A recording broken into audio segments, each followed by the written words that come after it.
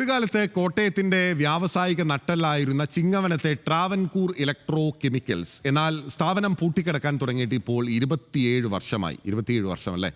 2500ഓളം തൊഴിലാളികളുടെ ഉപജീവന മാർഗമായിരുന്ന കമ്പനി പുനരാരംഭിക്കുമെന്ന് മാറി മാറി വന്ന സർക്കാരുകൾ വാഗ്ദാനം ഉന്നയിച്ചു. പക്ഷെ ഒന്നും നടന്നില്ല.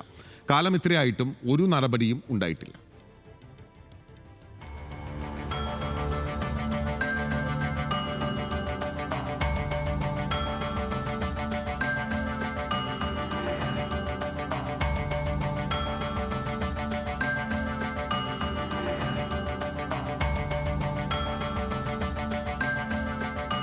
ആയിരം സ്ഥിര തൊഴിലാളികൾ, 1500ഓളം താൽക്കാലിക തൊഴിലാളികൾ, മാസം 40 ലക്ഷത്തോളം രൂപ അന്നത്തെ കാലത്ത് ശമ്പളം നൽകിയിരുന്ന സ്ഥാപനം. ചിങ്ങവനത്തെ ട്രാവൻകൂർ ഇലക്ട്രോ കെമിക്കൽസ് കോട്ടയത്തിന്റെ മാത്രമല്ല മധ്യകേരളത്തിന്റെ കൂടി വ്യാവസായിക ശക്തികേന്ദ്രമായിരുന്നു. മുംബൈ ആസ്ഥാനമായ സൊമാനി ഗ്രൂപ്പിന്റെ ഉടമസ്ഥതയിലായിരുന്നു സ്ഥാപനം പ്രവർത്തിച്ചിരുന്നത്. സർക്കാർ വകുപ്പുകളുമായുണ്ടായ തർക്കങ്ങളും ആഭ്യന്തര പ്രശ്നങ്ങളും കാരണം 1998 സ്ഥാപനത്തിന്റെ പ്രവർത്തനം നിലച്ചു.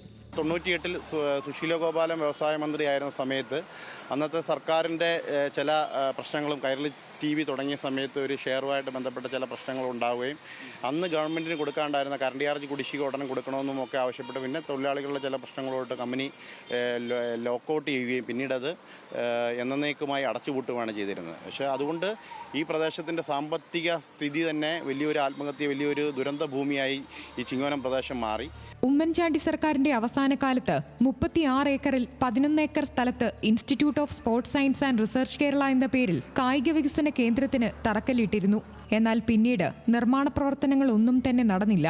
കാട് കയറി കെട്ടിടങ്ങൾ നശിച്ചു. പ്രദേശം സാമൂഹ്യ വിരുദ്ധരുടെ കേന്ദ്രമായി മാറി. കോട്ടയം നഗരസഭാ പരിധിയിൽ ദേശീയപാതയോട് ചേർന്ന് എല്ലാ സൗകര്യങ്ങളുമുള്ള ഭൂമി അധികൃതരുടെ അനാസ്ഥയാൽ അനാഥമായി തുടരുകയാണ്.